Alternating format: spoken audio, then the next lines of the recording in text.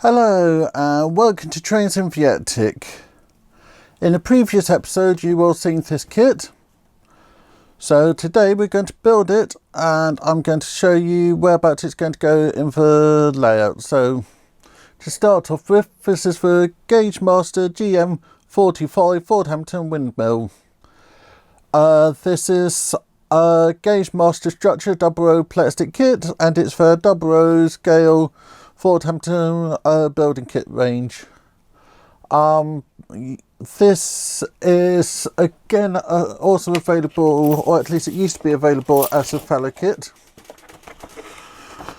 So this is how you can build it, but you do have a second option, which is that's there. So what I'll do, I'll start the titles, then we can unbox this kit, then I'll set up a second camera, and then we can film the build.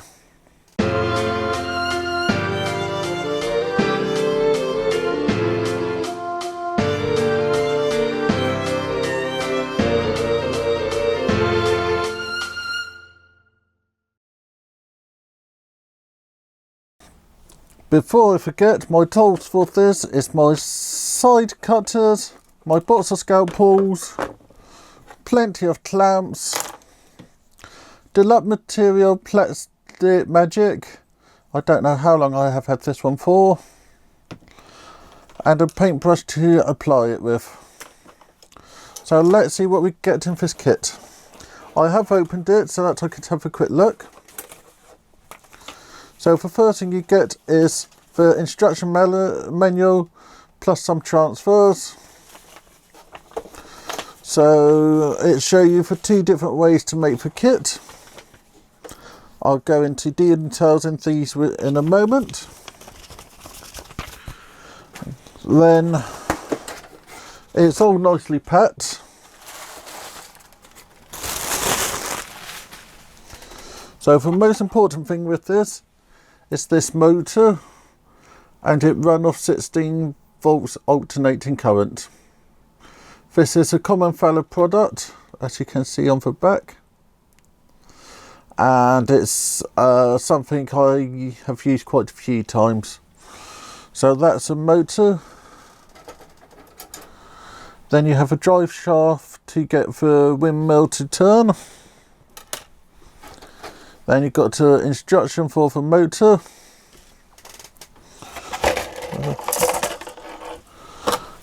Then you've got another instruction manual. You've got a few bits in there. And then you've got the plastic kit. So you've got the base, the prop head, a rim which isn't used on one of the versions, blades, then you've got more blades just in case you want bigger blades.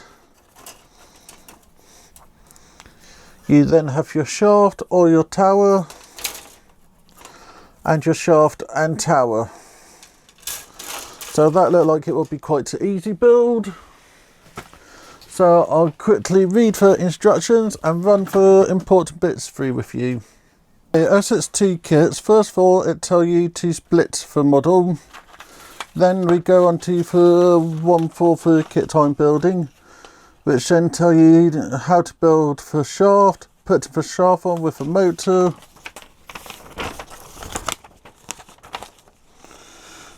Then you have your shaft, and then what needs to be done, do not glue the top section. Then you put the windmill in. The windmill build is on this one. So that you just follow. And again it's a do not glue in places. So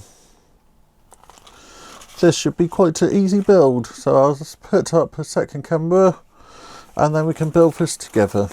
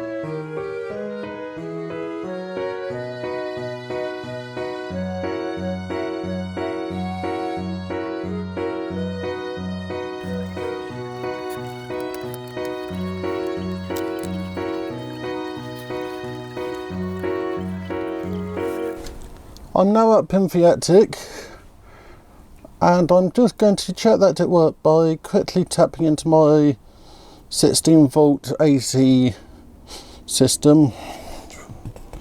So put one wire in there,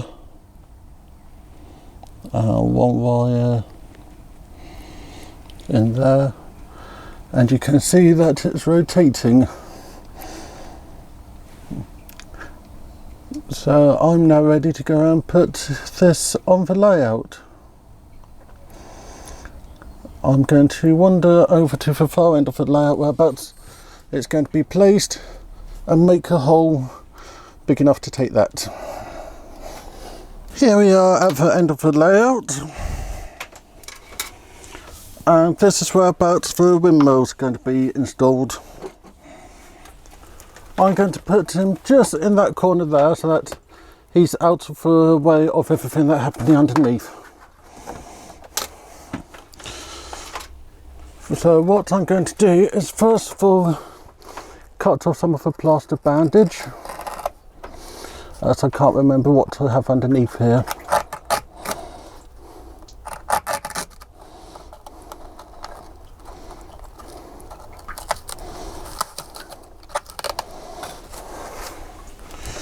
And I can now see that it's plywood. So what I'm going to do is drill a hole in the middle. Then I'm going to put plaster cloth on top of this. Once I've got it in place. Then the power from this will be coming from just over there. And then that will be that done. So I'll go and do that now, and the next time you'll see this will be me putting the hole in. Other jobs I need to do down here is to just quickly glue this tunnel porthole in place, which shouldn't be too bad a job, and to also put that wing on, which needs a bit of a trim down. So I'll bring you back in a few minutes. As you can see, I now have the windmill in place. I don't have it turning at the moment because I still need to run a cable down to power it, but it's looking really good. But I have learnt one thing about it: the top move as well as the windmill, so it will be spinning around on that spot, so I need to make sure that it won't bang into anything. So when I get around to building the skyscape behind it, I need to make sure to have it slightly lower so that the wings won't actually hit it. But that's looking good. But this now brings me on to the next problem. This complete area could do with being finished off. So we'll do that next Saturday.